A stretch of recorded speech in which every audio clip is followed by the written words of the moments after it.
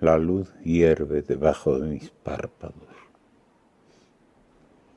De un ruiseñor absorto en la ceniza de sus negras entrañas musicales surge una tempestad. Desciende el llanto a las antiguas celdas. Advierto látigos vivientes y la mirada inmóvil de las bestias, su aguja fría en mi corazón.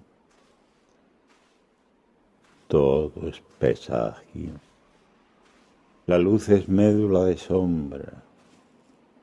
Van a morir los insectos en las bujías del amanecer.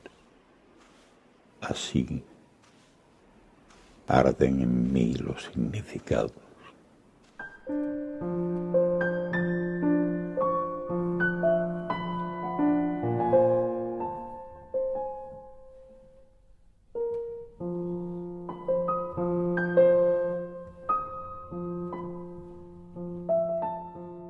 Mi amigo Jesús Martínez Labrador, un escultor magnífico, vino a León a hacer una cabeza mía.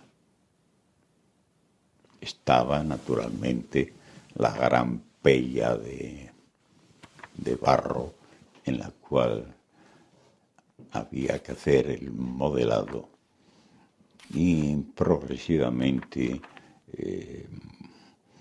de esa pella de barro empezó a surgir la apariencia de un rostro, unos pasos escultóricos más allá.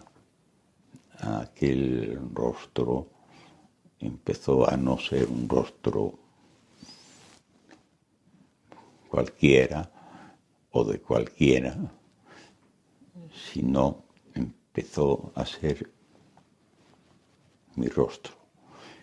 Empecé a aparecer yo me sentía en el barro y efectivamente llegó un momento en que el barro ya era yo mismo. ¿Y qué es lo que sentía sobre todo? Pues fue a partir del momento en que empezaron a aparecer los rasgos que yo considero de carácter expresivo por parte del escultor. El barro empezó también a vivir en el sentido de proporcionar los datos de mi envejecimiento. Y llegó un momento en que efectivamente yo estaba allí, pero yo ya había envejecido en el barro.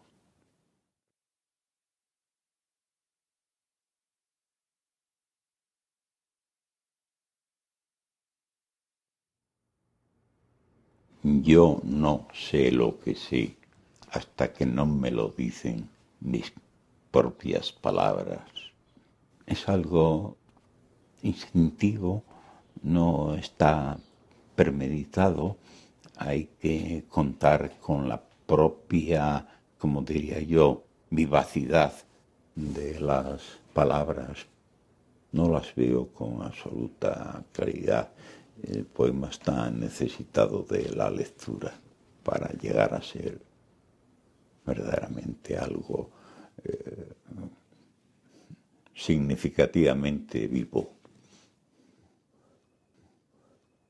Te beberé el cabello y cerraré los ojos. Tú seguirás manando tu cabello turbio de besos.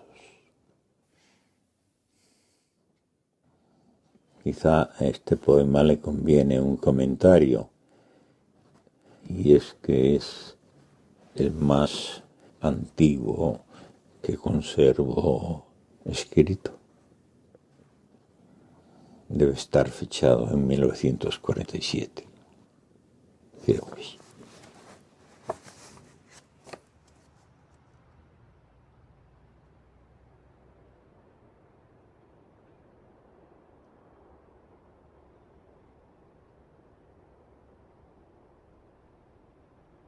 El río Bernesga es el río divisorio de mi infancia y mi adolescencia.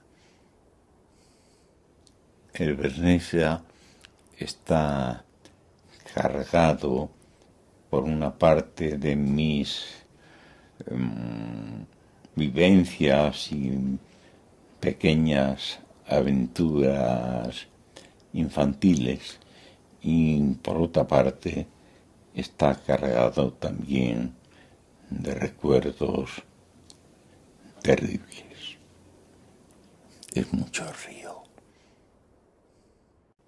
Yo vivía en la margen derecha del Bernesga, en la que entonces era carretera de Zamora, en el número 4, y allí fue mi infancia desde los 3 hasta los 10 años, periodo que coincide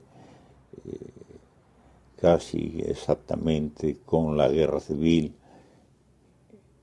y la posguerra.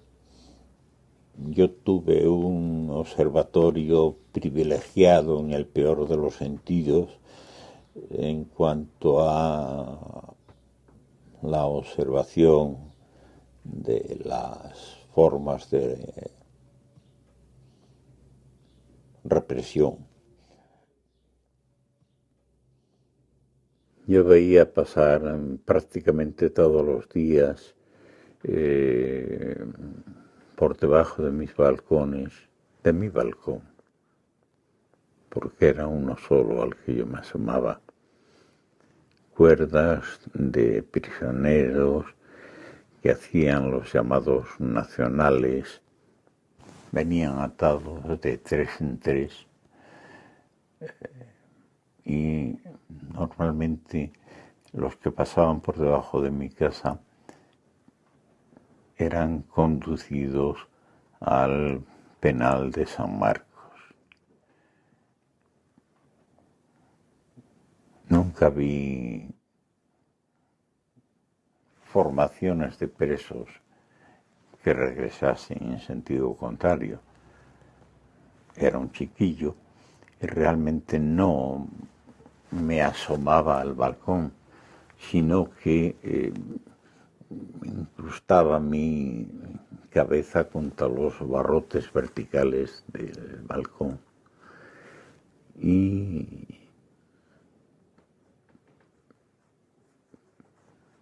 estaban fríos. Y yo conservé la sensación de ese frío unida a la visión de las cuerdas de presos. Me parece que en un poema en el cual relato esto, digo que aquel frío no cesará en mi rostro. Ciertamente, no ha cesado.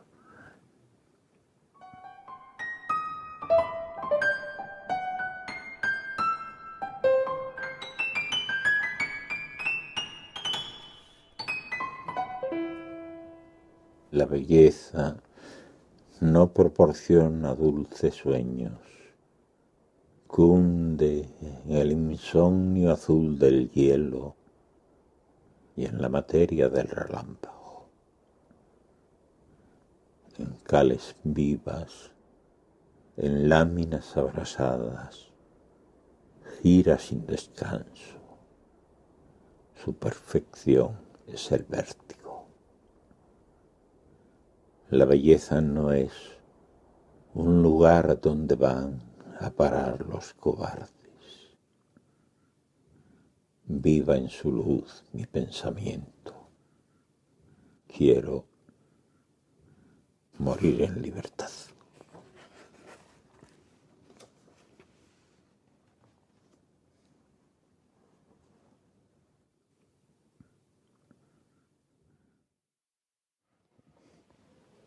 Yo hice mía la noción del frío como algo ante lo cual yo me sentía desvalido, impotente. El frío era inevitable. Y el frío posteriormente ha ido adquiriendo significaciones en mi escritura, están ligadas a nociones de vaciamiento, de progresión hacia la vejez, de cercanía de la muerte.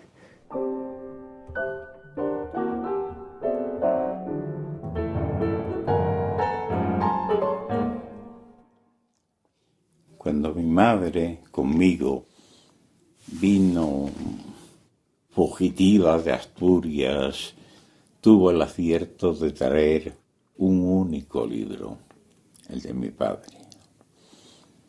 Lo que tuvo esto de importante para mi futura condición de escritor es que yo descubrí simultáneamente la significación de las letras y un lenguaje que no era el lenguaje de la comunicación coloquial de cada día.